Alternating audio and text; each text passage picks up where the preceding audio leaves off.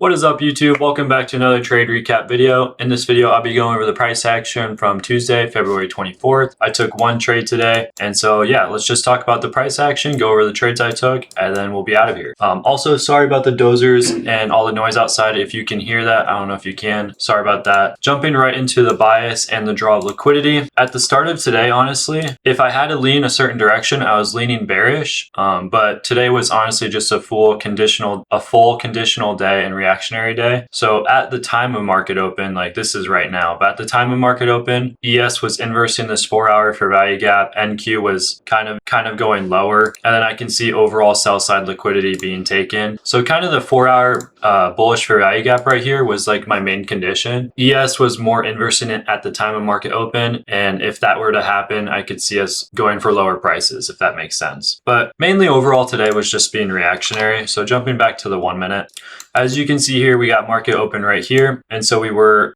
drawing towards this 4-hour internal low and then previous day low, and then on ES as well. Let me see if I can pull up ES.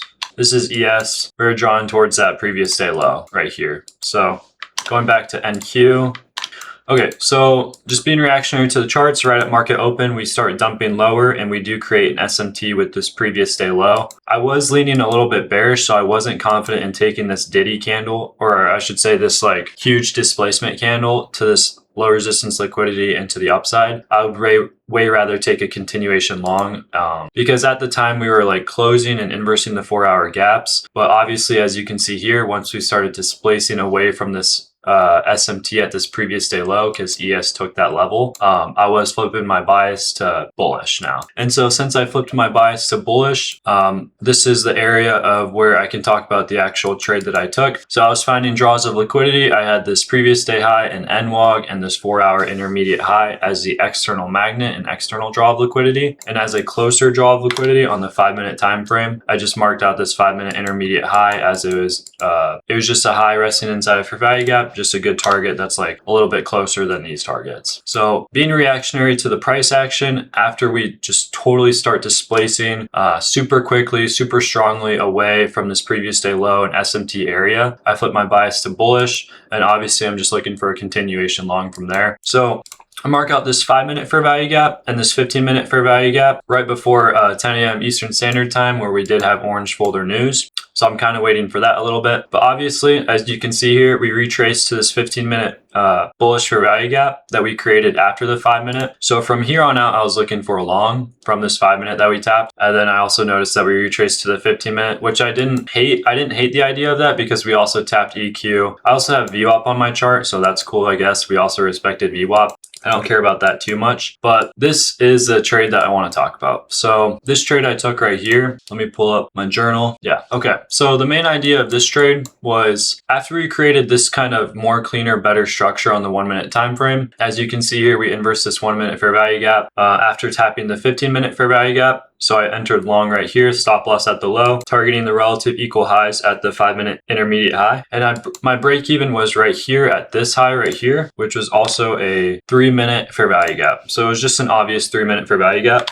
And it was an obvious internal high to go break even at. And obviously, unfortunately, freaking NASDAQ, I got break even on this trade. So price sweeps out my internal high, literally goes to break even me out, and then runs to my draw of liquidity. So that was like the basis of the trade I actually took today. That was the only trade I took. It was break even, but there is a little bit more I want to talk about. So after I got break even on this trade, I know everyone is going to be talking about this 5-minute potentially. And I was looking at this 5-minute as well. I am going to get rid of this now, so it's just a little bit cleaner. So there was this 5-minute fair value gap right here. As you can see, we didn't inverse it on this candle or this one, and we inversed the 5-minute right here. So if you took this 5-minute, I think there's a couple obvious things wrong with it. So first of all, the 5-minute inversion happened 4 candles after the fair value gap was formed. And on the lower time frame, on the 1-minute time frame, I'm not super picky about this usually, but this is pretty blatantly obvious. This low resistance liquidity at your stop loss on the 1-minute time frame looks like this could easily be swept out, and then we go higher. So if you're taking this 5-minute inversion long, you're putting your stop loss at low resistance liquidity, which is obviously not good. You want to put your stop loss at high resistance liquidity. So that's kind of why I didn't take the 5-minute, but that's a little bit obvious. I also did mark out this change in the state of delivery. As we continue out the day, I don't really trade this too much. I won't let my entry model hinder me from taking a good setup. But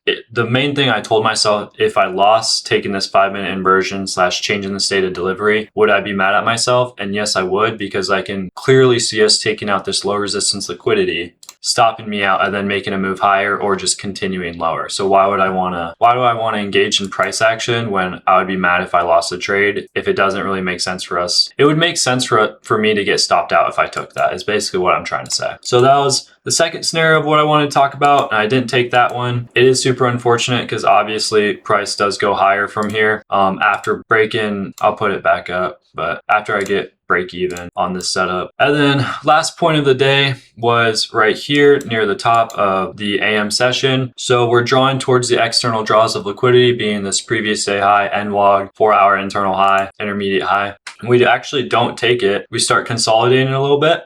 And we did have a 5-minute and a 15-minute for value gap formed. The 5-minute was formed first. And this is another area I want to talk about for my journal. But as you can see here, we retrace into this 5-minute bullish for value gap, and we have a 30-second inversion. I believe it was the highest time frame inversion. And the reason I don't like this trade setup at all is mainly for the fact that it's just super premiumed in the leg. And also technically, like, this 5-minute fair value gap is not sponsored by any like high time frame liquidity. It's just sponsored by this 15-minute. I'm just now getting into that a little bit, but yeah, that's the main reason I don't like this one. Is basically it's a pattern setup. It's a pattern trade 30-second inverse fair value gap. It's just a 5-minute, 30-second inversion, but you're like super premiumed in the leg, and you're low-key just a part of the accumulation. There's like no obvious manipulation quite yet. Just because we tapped this 5-minute bullish for value gap and got a 30-second inversion does not mean that we accumulated, manipulated, and now we're going to distribute. Like if you just look at the chart using logic, we're still just accumulating even throughout all of this. So that's the reason I faded that one, but I wanted to include that in my journal so I can remember. Then we opened the 15-minute bullish for value gap, and as you can see, price retraces into it a lot deeper, actual more obvious manipulation. But by this time, it's the end of my session. I think it was a 2-minute inversion where it closed right here as the highest time frame. It did get break even right here and go to target, but it looks like you would have gotten break even on this trade. But anyways, it was after the session, so I didn't want to take it. But yeah, that was kind of everything I saw on this day. As far as lessons go, give me one sec.